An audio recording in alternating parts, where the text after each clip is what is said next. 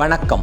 இலங்கையில் அதிக சுற்றுலா பயணிகள் வந்து செல்கின்ற இடமான சிகிரியா குன்றில் ஏறிக்கொண்டிருக்கும் போது மேலை நாட்டவரோடு கதைப்பதற்கான வாய்ப்பு கிடைத்தது. எமது நாடு இலங்கை எப்படி இருக்கிறது என்று அவரிடம் கேட்டேன்.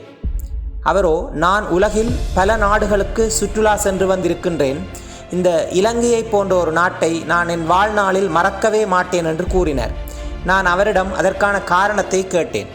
இங்கே பார்ப்பதற்கு பல இடங்கள் இருக்கின்றன. சிங்கராஜவனம், சிகிரியா, நெடுந்தீவு, யாழ்ப்பாண கோட்டை, நல்லூர் முருகன் கோவில், இவ்வாறு பல இடங்களை கூறிக்கொண்டே போனார்.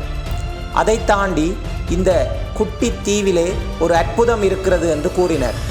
தான் எத்தனையோ நாடுகளுக்கு சென்றிருப்பதாகவும், அங்கு சமர் என்றால் கோடைகாலம் என்றால் அனைத்து இடமுமே வெப்பமாக காணப்படும், அவ்வாறு வின்டர் என்றால் எங்குமே குளிராகவே காணப்படும்.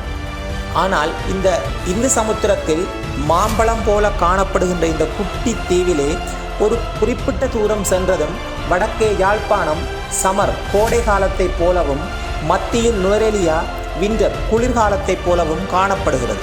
இவ்வாறு ஒரு குறிப்பிட்ட இடைவெளியிலேயே காலநிலை வேறுபாடு வேறு பல நாடுகளில் கண்டுணர முடிவதில்லை என்று கூறினார். இவ்வாறு வேறு ஒரு நாட்டவர் கூறியே நாம் எம் நாட்டின் பெருமையை அறிய வேண்டியுள்ளது. நாம் ஒவ்வொருவரும் எமது நாட்டை நேசிப்போம். நன்றி.